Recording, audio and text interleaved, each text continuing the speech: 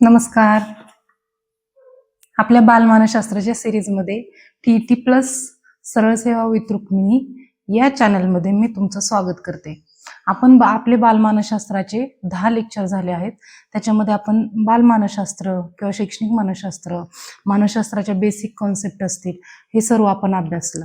आता इथपासून आपल्या जे महत्त्वाच्या कॉन्सेप्ट आहेत त्याच्यावर आपला भर असणार आहे. म्हणजे त्याच्या जिथं आपल्याला प्रश्न विचारले जातात ते आपण घेण्याचा प्रयत्न करणार आहोत. आता आपल्या मागच्या लेक्चरमध्ये ठरल्याप्रमाणे आपण सुरुवातीला उपयोजनात्मक कसे प्रश्न येतील असे 5 प्रश्न आपण सुरुवातीला घेणार आहोत. तर पहिले 5 प्रश्न आहेत बघा आजचे. बालकामधील जिज्ञासेची पूर्ती केव्हा केली जाईल? बालकामधील जिज्ञासा जी असते त्याची पूर्ती केव्हा केली जाईल? आता त्याचे पर्याय आहेत: जेव्हा शिक्षकाला मोकळा वेळ असेल तेव्हा, जेव्हा विद्यार्थ्याला मोकळा वेळ असेल तेव्हा, काही ठराविक कालावधी गेल्यानंतर, तात्काळ जेव्हा विद्यार्थ्याने जिज्ञासेने एखादा प्रश्न विचारला तेव्हा. तर याचं उत्तर काय आहे? ज्यावेळी विद्यार्थ्याने जिज्ञासेने एखादा प्रश्न विचारला त्यावेळी. आता आपला दुसरा प्रश्न आहे: वर्गात प्रश्न विचारणारे मुले ही टिंबटिंब असतात. ऑप्शन आहेत: खोडकर असतात, वेडी असतात, जिज्ञासू असतात आणि हुशार असतात. आता इथं 2 ऑप्शन तर असेच कट होतील, वेडी आणि खोडकर. परंतु कायांना वाटेल की जिज्ञासू पण असेल आणि कोणाला वाटेल की हुशार पण असेल. तर नाही, हुशार हा पर्याय येणार नाही. कारण जिज्ञासू म्हणजे उत्सुकता असणं, काहीतरी शिकण्याची सतत उत्सुकता असणं. म्हणजे त्याच मुलाला प्रश्न पडू शकतात जे ती सतत काहीतरी शिकण्याची उत्सुकता असते, जिज्ञासा असते त्याच्याकडे, नवीन नवीन काहीतरी शिकण्याची. तर उत्तर आहे जिज्ञासू. बालकाला दिले जाणारे बक्षीस व दंड टिंबटिंब प्रेरक आहे. बघा, बालकाला जे आपण बक्षीस देतो काहीतरी चांगली कृती केल्यानंतर, किंवा दंड देतो काहीतरी वाईट केल्यानंतर त्याला दंड स्वरूपात आपण काहीतरी देतो, ते कसले प्रेरक आहेत? तर ऑप्शन आहेत: सकारात्मक प्रेरक आहेत, नकारात्मक प्रेरक आहेत, कृत्रिम आहेत की नैसर्गिक आहेत. तर हे प्रेरक कसले आहेत? कृत्रिम प्रेरक आहेत. ते कसले? कृत्रिम प्रेरक आहेत. वर्गातील एक मुलगा नेहमी आपल्या सहकार्याशी भांडतो. चौथा प्रश्न: अशा वेळी शिक्षक म्हणून तुम्ही काय कराल? जर एखादा मुलगा नेहमी आपल्या सहकाऱ्यांसोबत, आपल्या मित्रांसोबत भांडत असेल तर तुम्ही शिक्षक म्हणून काय कराल? तर ऑप्शन बघा काय आहेत. त्याच्या आईवडिलांना पत्र लिहाल. हे तर चुकीचंच असणार आहे, कारण आपली जबाबदारी आहे, मूल शाळेत आहे म्हणजे. हा नंतरचा पर्याय असू शकतो. त्या मुलाचे नाव पटावरून कमी कराल. हे तर आपल्या हातातलीच गोष्ट नाही आहे आणि हे आपण करूही शकत नाही. त्याच्या भांडण्यामागील कारणे जाणून योग्य उपाययोजना कराल. हे याचं उत्तर असू शकतं. पुढचा पर्याय वाचू आपण काय? त्याच्या सहकाऱ्यांना भांडखोर मुलास धडा शिकवण्यास सांगाल. हे तर मुलांमध्येच भांडण लावल्यासारखं होईल आणि ते शिक्षक म्हणून आपल्याला मुलांच्या सायकोलॉजीचा विचार करून हे उत्तर आपल्याला अगदीच चुकीचं वाटत आहे. तर तिसरा पर्याय आहे: त्याच्या भांडण्यामागील कारण शोधून काढणं. कारण आपण बालमानसशास्त्राचं लेक्चर ज्यावेळी घेतलं त्यावेळीच बघितलं आपण की मुलांच्या प्रत्येक वाईट किंवा चांगल्या कृतीमागची कारण बालमानसशास्त्र शोधून काढत असतं. तर हे उत्तर आहे त्याची कारणे जाणून घ्याल.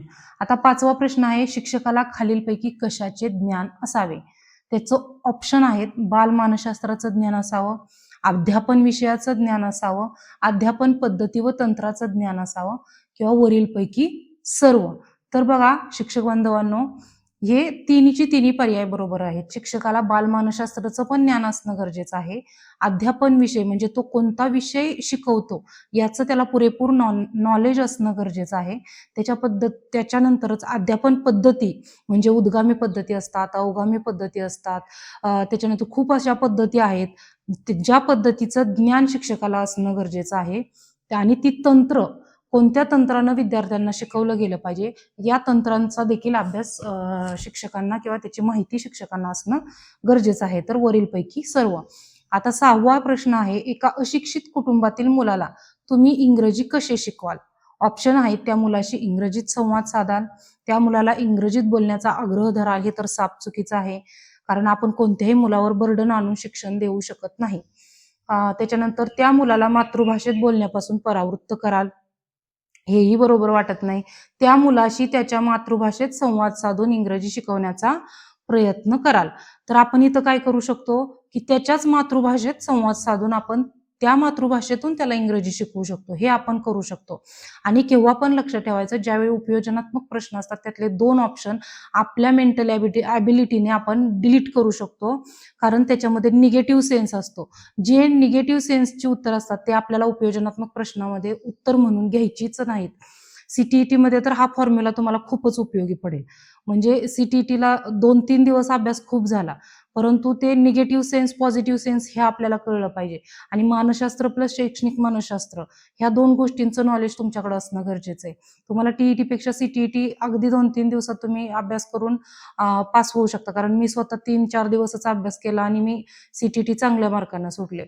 त्याच्यामुळे मी तुम्हाला सांगते. परंतु TETला आपल्या डीप नॉलेजची गरज असते आणि ते डीप नॉलेज घ्यायचं म्हटलं तर तुम्हाला जर 6 महिन्यापूर्वीच जर परीक्षा पुढे असेल, आता जून-जुलैमध्ये परीक्षा आहे, तर तुम्हाला 6 महिन्यापूर्वीच अभ्यासाला सुरुवात करणं गरजेचं आहे. आणि त्याच्यासाठीच मी हे लेक्चर सुरू केलेत, कारण पाठ्यपुस्तक आहेत किंवा बालमानसशास्त्र हा विषय आहे, हाच बऱ्यापैकी सर्वांना अवघड जातो आणि पाठ्यपुस्तकं 4थी-5वी पर्यंत वाचणं होतं, पण त्याच्या पुढची काही वाचली जात नाही. त्याच्यामुळं हेही पाहणं गरजेचं आहे आणि त्याचाही अभ्यास करणं गरजेचं आहे. आता पुढे आपल्या टॉपिकला सुरुवात करूया आपण. आता आपण बालमानसशास्त्राचा अभ्यास केला. त्याच्यानंतर त्याच्यामध्ये शैक्षणिक मानसशास्त्र, त्यांची एकमेकांसोबत सांगड कशी घातली जाते याचा अभ्यास केला. या सर्व गोष्टींचा आपण अभ्यास केला. आता याच्या पुढे काय, तर आपण शिक्षक म्हणून आपण कोणकोणत्या पद्धतीचा अवलंब करू शकतो किंवा त्याचे फायदे काय, त्याचे तोटे काय, ह्या सर्व पद्धती. आणि ह्या पद्धती फक्त उपयोजनात्मक प्रश्न म्हणून येत नाहीत, तर या पद्धतींवरती आपल्याला डिरेक्टली प्रश्न असतो की तुम्ही कोणती पद्धती वापराल किंवा काय, असा प्रश्न त्याच्यावरती येतो. म्हणून तुम्हाला या पद्धती बालवर्तनाच्या पद्धती असं म्हटलं जातं त्याला. म्हणजे बालवर्तनाचा अभ्यास करण्यासाठी आपण बालमानसशास्त्राच्या थ्रू कोणत्या पद्धतींचा वापर करतो हे आपल्याला इथं पाहायचं आहे. बघा, बालमानसशास्त्राच्या अभ्यास पद्धती आपण अभ्यासत असताना आपल्याला पहिल्यांदा बघणं गरजेचं आहे की 2 पद्धती आहेत, शास्त्रीय आणि अशास्त्रीय. या 2 पद्धती आहे आणि याच्यामध्ये पुन्हा त्याचे वेगवेगळ्या टाईप पडतात. बघा, शास्त्रीय पद्धतीमध्ये तुम्हाला असा देखील प्रश्न विचारला जाऊ शकतो की शास्त्रीय पद्धती कोणत्या, बालवर्तनाच्या शास्त्रीय पद्धती कोणत्या आणि अशास्त्रीय पद्धती कोणत्या. शास्त्रीय म्हणजे काय, जे शास्त्रानुसार सिद्ध करता येतं, पुराव्यानुसार सिद्ध करता येते, असे शास्त्रीय पद्धती आहेत. तर त्या कोणत्या आहेत, तर बघा, प्रायोगिक पद्धती आहे, त्याच्यानंतर निरीक्षण पद्धती आहे, जीवन वृत्तांत पद्धती आहे, वैकासिक पद्धती आहे, त्याच्यानंतर तुलनात्मक पद्धती आहे, मनोविश्लेषण पद्धती आहे आणि सर्वेक्षण पद्धती आहे. बघा, ह्या पद्धती ज्या आहेत त्या शास्त्रीय पद्धती आहेत. कोणकोणत्या, प्रायोगिक पद्धती, निरीक्षण पद्धती, जीवन वृत्तांत पद्धती, वैकासिक पद्धती, तुलनात्मक पद्धती, मनोविश्लेषण पद्धती आणि सर्वेक्षण पद्धती. या ज्या आहेत त्या शास्त्रीय पद्धती आहेत. आणि अशास्त्रीय पद्धती कोणत्या, तर या अशास्त्रीय पद्धती 3च आहेत, परंतु ते तुम्ही लक्षात ठेवणं गरजेचं आहे. अशास्त्रीय पद्धतीमध्ये एक पर्यक पद्धती आहे, दुसरी दंतकथा पद्धती आणि तिसरी आत्मनिरीक्षण पद्धती. तुम्हाला वाटू शकतं की आत्मनिरीक्षण पद्धती ही शास्त्रीय पद्धती आहे, परंतु नाही. आत्मनिरीक्षण पद्धती ही अशास्त्रीय पद्धत आहे. म्हणजे अशास्त्रीयमध्ये 3च पद्धती आहेत. पहिली आहे पर्यक, दुसरी आहे दंतकथा पद्धती आणि तिसरी आहे आत्मनिरीक्षण पद्धती. तर या 2 गोष्टी तुम्ही लक्षात ठेवणं गरजेचं आहे की बालवर्तनाच्या पद्धतींचं 2 भागांमध्ये वर्गीकरण केलं जातं, एक शास्त्रीय, एक अशास्त्रीय. शास्त्रीयमध्ये कोणत्या आणि अशास्त्रीयमध्ये कोणत्या. तुम्हाला जर वाटत असेल तर तुम्ही याच्या अगदी थोडक्यात नोट्स काढू शकता, परंतु मी त्या थोडक्यात नोट्स तुम्हाला व्हॉट्सअप ग्रुपद्वारे देत असते. तर ते जरी तुम्ही लेक्चर पाहून ते जरी तुम्ही त्याच्या झेरॉक्स वगैरे शेवटी काढून घेतल्या तरीही चालतील. तर बघा, आता प्रायोगिक पद्धत आहे. प्रायोगिक पद्धत ही कसली पद्धत आहे, तर शास्त्रीय पद्धत आहे. प्रायोगिक पद्धती कसली पद्धती आहे, तर ती शास्त्रीय पद्धती आहे. मानसशास्त्राच्या ज्या पद्धतीमध्ये समतुल्य गट तयार करून प्रयोगावर परिणाम करणारे सर्व घटक समान असतात, पण विशिष्ट घटक बदलता ठेवून प्रयोगाचा परिणाम अभ्यासला जातो, त्यास प्रायोगिक पद्धती असे म्हणतात. म्हणजे काय बघा, मानसशास्त्रामध्ये काय केलं जातं, तर 2 समतुल्य गटात तयार केले जातात. 2 समतुल्य गट विद्यार्थ्यांचे असतील, असे 2 समतुल्य गट तयार केले जातात आणि त्या प्रयोगावर परिणाम करणारे सर्व घटक समान ठेवले जातात. फक्त एकच असा घटक ठेवला जातो जो 2 गटांमध्ये वेगवेगळा असतो. याला प्रायोगिक पद्धती म्हणतात. म्हणजे 2 समतुल्य गट तर केले जातात, परंतु आणि त्याच्यातल्या ज्या हे आहेत, प्रयोगावर परिणाम करणारे जे घटक आहेत ते सगळे घटक एकसारखे ठेवले जातात, या ग्रुपमध्ये पण आणि त्या ग्रुपमध्ये पण. परंतु एक घटक असा ठेवला जातो जो विशेष असतो, तो वेगवेगळा घटक ठेवला जातो. आणि त्या विशेष घटकांनुसार 2 गटांवर कोणता परिणाम झाला हे अभ्यासलं जातं प्रायोगिक पद्धतीमध्ये. बघा, इंग्रजी अध्यापनात भाषांतर व प्रत्यक्ष पद्धतीची परिणामकारकता तपासावयाची असल्यास प्रायोगिक पद्धतीचा वापर करावा लागेल. या पद्धतीने वाढलेले निष्कर्ष विश्वसनीय व वस्तुनिष्ठ असतात. आता तुम्हाला असा म्हणजे प्रायोगिक पद्धतीचे फायदे सांगा, असा जर ऑप्शन दिले खाली की फायदे कोणकोणते, तर त्याच्यातला फायदा काय आहे? प्रायोगिक पद्धती ही विश्वसनीय देखील आहे आणि वस्तुनिष्ठ देखील आहे. परंतु प्रयोग करताना काटेकोर निरीक्षण, योग्य समतुल्य गट, प्रयोगाचे नियंत्रण, प्रयोगाचे नियोजन काळजीपूर्वक करणं गरजेचं आहे. म्हणजे बघा, आपण प्रयोगाची ज्यावेळी समतुल्य गटांमध्ये वर्गीकरण करतो, त्याच्यामध्ये एक विशेष घटक बदलता ठेवला जातो. परंतु याच गोष्टी फक्त उपयोगाच्या नाहीत, तर त्याच्यामध्ये आपण त्या प्रयोगाचं निरीक्षण कसं करतो, त्याच्यामध्ये गट कसे तयार केले आहेत, विशेष घटक कोणता ठेवला आहे किंवा कॉमन घटक कोणते ठेवले आहे, याचं देखील नॉलेज शिक्षक म्हणून आपणास असणं गरजेचं आहे. मग याच्यावरून खरे काय आणि खोटे काय याचा पडताळा केला जातो, त्याला म्हणायचं प्रायोगिक पद्धती. आता दुसरी शास्त्रीय पद्धती आहे निरीक्षण पद्धती. या निरीक्षण पद्धतीमध्ये नैसर्गिक परिस्थितीत व्यक्तीच्या किंवा प्राण्याच्या वर्तनाचे हेतुपूर्वक व पद्धतशीरपणे केलेले अवलोकन म्हणजे निरीक्षण होय. म्हणजे नैसर्गिक परिस्थितीत, म्हणजे त्याला काही असा टास्क दिला जात नाही किंवा गट पाडले जात नाहीत त्याचे. नैसर्गिक परिस्थितीमध्ये एखाद्या विद्यार्थ्यामध्ये किंवा प्राण्यामध्ये असे काय घटक वेगवेगळे दिसत आहेत, त्याचं वर्गीकरण केलं जातं निरीक्षण पद्धतीमध्ये. आणि या पद्धतीचा पुरस्कर्ते कोण आहेत, तर जे.बी. वॅटसन. तुम्हाला प्रश्न विचारला जाईल, निरीक्षण पद्धतीचे पुरस्कर्ते कोण आहेत, तर निरीक्षण पद्धतीचे पुरस्कर्ते जे.बी. वॅटसन हे आहेत. हे लक्षात ठेवणं तुम्ही तितकंच गरजेचं आहे. विद्यार्थ्यांचे स्वाभाविक वर्तन जाणण्यासाठी निरीक्षण पद्धती उपयोगी ठरते. म्हणजे मूळ वर्तन काय आहे विद्यार्थ्यांचं. बघा, आपण ज्यावेळी प्रायोगिक पद्धतीचा वापर करतो, ती तर विश्वसनीय आहे, वस्तुनिष्ठ आहे. परंतु कधी कधी आवर्जून देखील विद्यार्थी चांगलं वर्तन करू शकतात. परंतु जर आपण निरीक्षण पद्धतीचा वापर ज्यावेळी नैसर्गिक परिस्थितीमध्ये करतो, त्यावेळी त्या निरीक्षण पद्धतीमध्ये त्या विद्यार्थ्यांचं किंवा एखाद्या प्राण्याचं स्वाभाविक वर्णन आपण करू शकतो. म्हणजे मूळ ती व्यक्ती म्हणून कशी आहे, मूळ तो विद्यार्थी कसा आहे, मूळ तो प्राणी कसा आहे, याचं वर्णन आपण निरीक्षण पद्धतीचा वापर करून करू शकतो. निरीक्षण तटस्थ, त्याच्याबरोबरच काय, तर निरीक्षणाचे घटक ठरवणं गरजेचं असतं. त्याच्यामुळे निरीक्षण व्यवस्थित होत आहे का, त्याच्यात तटस्थता आहे का, हे पाहणं गरजेचं आहे. त्याच्यानंतर पदनिश्चयन श्रेणी, पडताळा श्रेणी याचा देखील याच्यामध्ये वापर केला जातो.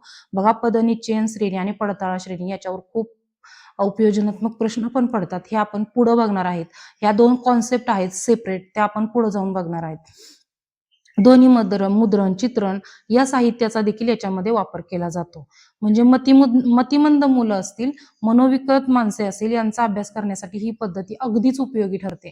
म्हणजे बघा, तुम्हाला असा प्रश्न विचारला जाईल की निरीक्षण पद्धती कुणासाठी जास्तीत जास्त उपयोगी पडते, तर मतिमंद मुले किंवा मनोविकृत असणारी मुलं, त्यांच्यासाठी ही पद्धती खूप उपयोगी पडते.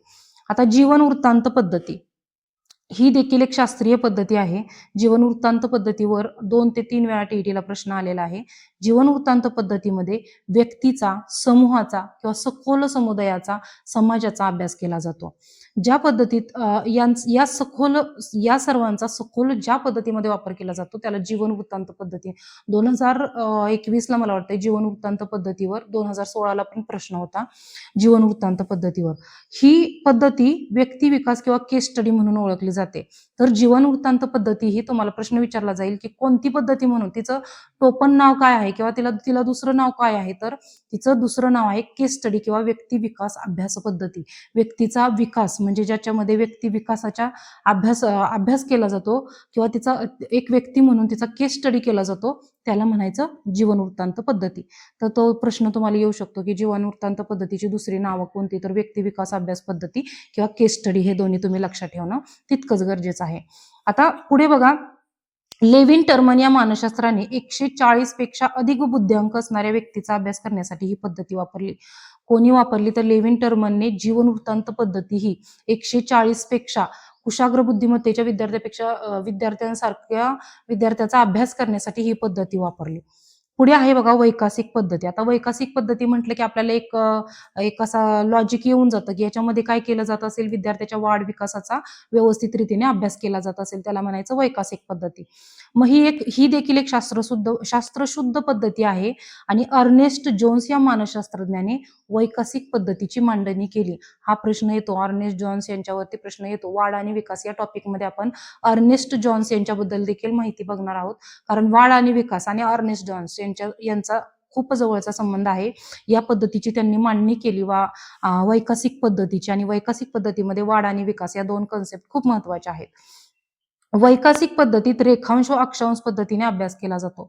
वैकसिक पद्धतीमध्ये रेखांश आणि अक्षांश या पद्धतीने वापर केला. रेखांश पद्धतीमध्ये व्यक्तीच्या जन्मापासून मृत्यूपर्यंतच्या प्रत्येक टप्प्यात झालेल्या बदलाची नोंद घेतली जाते. बघा, रेखांश पद्धती आहे त्या पद्धतीमध्ये अगदी व्यक्तीचा त्या बालकाच्या जन्मापासून ते त्याच्या मृत्यूपर्यंतच्या सर्व गोष्टींचा रेखांश पद्धतीने अभ्यास केला जातो. तर रेखांश पद्धतीत जरी आता रेखांश पद्धती जरी वेळखाऊ असले तरी विश्वसनीय निकष मांडण्यासाठी ती काय उपयुक्त आहे. अक्षांश पद्धतीमध्ये मग काय केलं जातं, तर विशिष्ट वयोगटातील व्यक्तीचं निरीक्षण केलं जातं. त्याच्यामध्ये अक्षांश म्हणजे काय, एक अक्ष ठरवला जातो, तेवढ्या पुरताच त्याचा मर्यादित रीतीने अभ्यास केला जातो. हे देखील तुम्ही लक्षात ठेवणं गरजेचं. आता तुम्हाला प्रश्न विचारला जाईल की अक्षांश आणि रेखांश या पद्धतीचा या दोन पद्धती आहेत किंवा या दोन कन्सेप्ट आहेत, त्या कोणत्या पद्धतीमध्ये उपयुक्त ठरतात. तर या दोन पद्धती आहेत, या दोन पद्धती काय केलं जातं, तर त्या वैकसिक पद्धतीमध्ये येतात. हे तुम्ही म्हणजे रेखांश पद्धतीने काय केलं जातं, जन्मापासून मृत्यूपर्यंतचा पूर्ण अभ्यास केला जातो. आणि अक्षांश पद्धतीमध्ये काय केलं जातं, तर विशिष्ट अक्ष नेमला जातो. त्या विशिष्ट अक्षावर कॉन्सन्ट्रेट करून किंवा सेंटर पॉइंटला तो ठेवून त्याचाच फक्त अभ्यास केला जातो. त्याला अक्षांश पद्धती असं म्हणतात.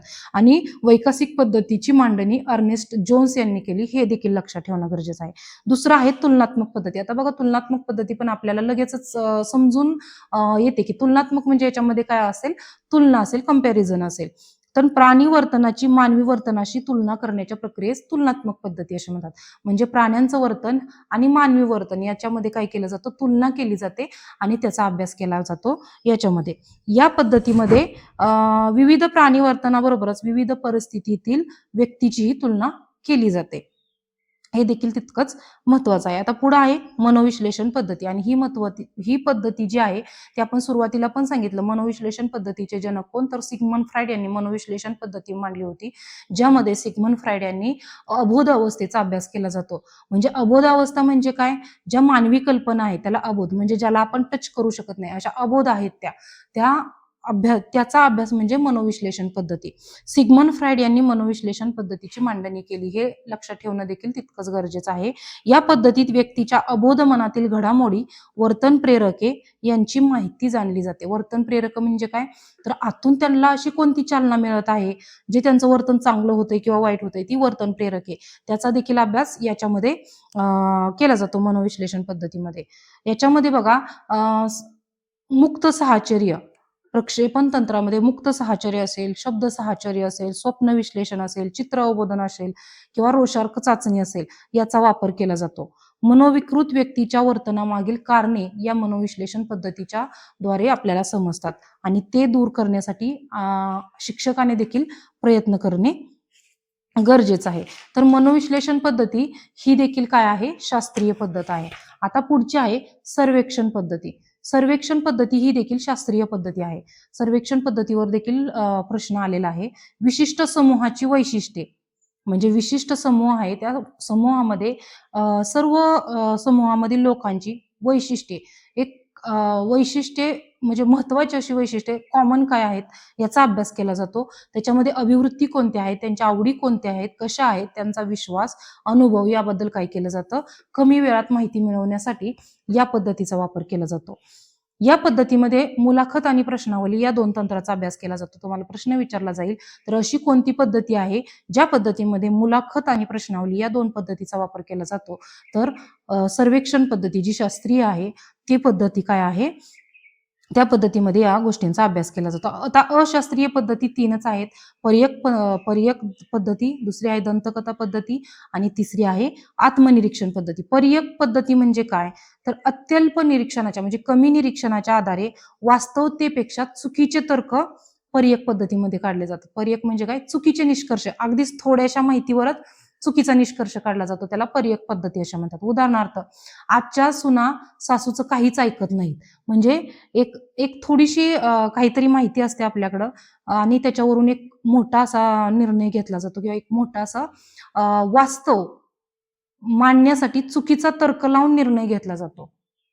म्हणजे ते वास्तवात सगळीकडेच चालू आहे असं वास्तव मानून चुकीचा निर्णय घेतला जाऊ शकतो आणि थोड्याशा ज्ञानावर आधारित चुकीचा निर्णय घेणं त्याला म्हणायचं पर्यक पद्धती. म्हणजे आजच्या सुना या सासूचं ऐकत नाहीत, ही झाली पर्यक पद्धती. आता दुसरं आहे बघा दंतकथा पद्धती. आता दंतकथा पद्धती म्हणजे काय? तर स्वतःच्या किंवा इतरांच्या जीवनातील एका विशिष्ट अनुभवावरून निष्कर्ष काढण्यास दंतकथा पद्धती. म्हणजे आपल्या जीवनामध्ये अशी एखादी विशिष्ट घटना घडून गेली, असा एक विशिष्ट अनुभव येतो आणि त्यावरून आपण काय करतो, एक निर्णय घेतो किंवा निष्कर्ष काढतो. त्याला दंतकथा पद्धती असे म्हणतात. बघा, आपल्या गावाकडे सुद्धा म्हण आहे किंवा म्हणजे असं म्हटलं जातं, की मांजर आडवं गेलं तर काय होतं, आपलं काम व्यवस्थित होत नाही. परंतु असं काही नाही.